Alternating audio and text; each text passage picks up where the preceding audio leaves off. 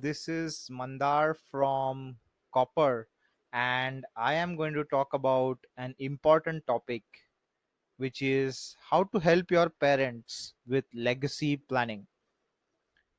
Obviously, not many actually go ahead and freely or openly discuss or talk to their parents about legacy planning, right?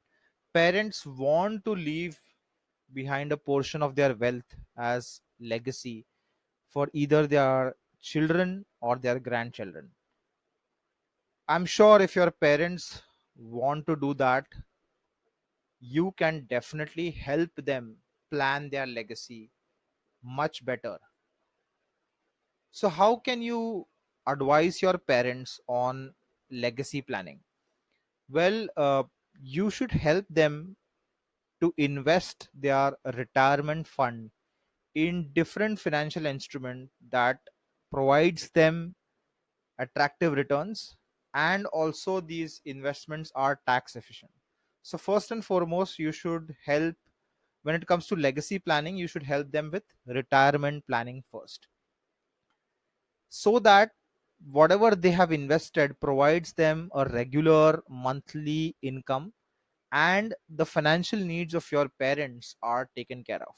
Only once financial needs of your parents are taken care of can they plan for their legacy, right? So first and foremost, do retirement planning for your parents. If your parents have not planned their retirement, then help them with retirement planning. And second is, then you go on and help them with legacy planning, right? So now legacy needs to be planned in a systematic manner. After the death of your parent, your the wealth that is left behind is in a planned manner, right? So if there are multiple people who are claiming their wealth, it needs to be properly distributed, right? So these are the five things I would say that you should do to help your parents plan their legacy. Number one is organizing an emergency protocol, which means making a list of all the emergency contacts and their details of your parents, right? So whether it's your their doctor, right, or whether it's their lawyer, you need to make sure that this list is readily available to everyone. You should have a complete checklist of all their investments, whether it's uh, either in physical format or in digital format, right? Their bank account details, specifications, nominee details, etc. Make sure that all their assets can be easily transferred, right? Having a nominee doesn't mean that all the assets that they own or all the legacy that they have can be easily transferred to their contacts, right?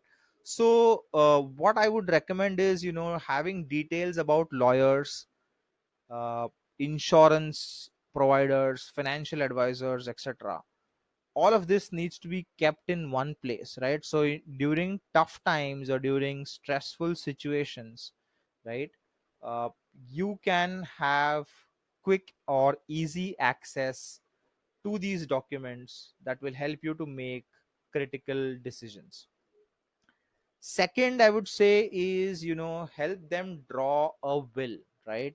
Point number two is help them draw a will, legalize the will, register it, right, with the help of lawyers. Keep all parties 100% informed about their will.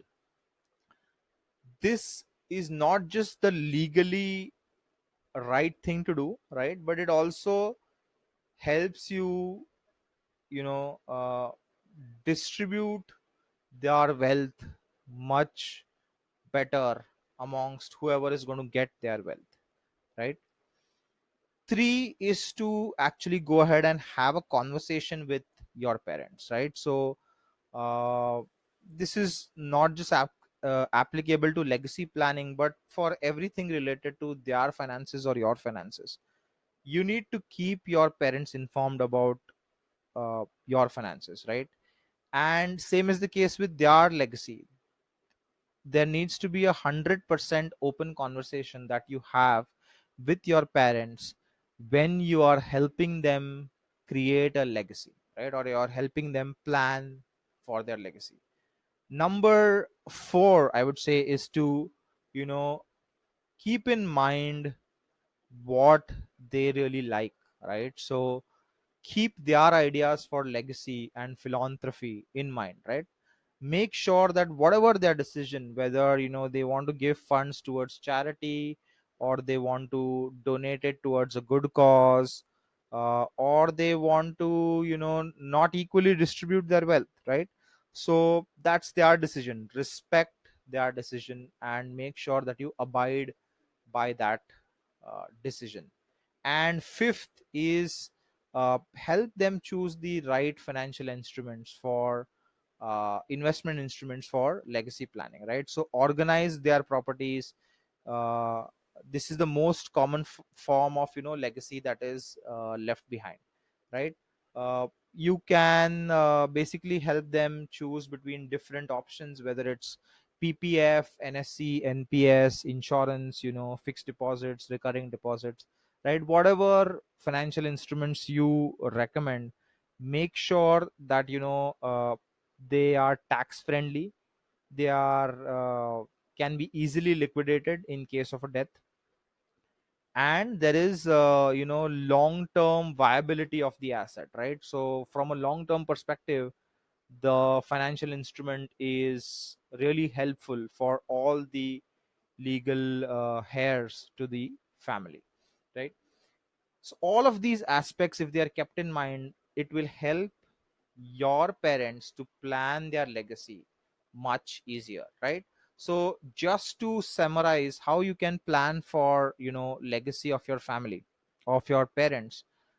First, discuss an emergency protocol. Keep a list of doctors, lawyers, etc. available with all contact details. Draw up a will, right? Legalize it. Have an open conversation with your parents. Respect their decisions, right? What they want, or how they want to plan their legacy, have them heard. And fifth is, help them choose the right investment instruments, keeping in mind taxation, liquidity, and long term viability of these financial instruments. So before I close this video, I would like to understand below in comments, if you could just type down if you have planned for the legacy of your parents. And if you have not planned, you can always reach out to us, and we can help you plan for your parents legacy.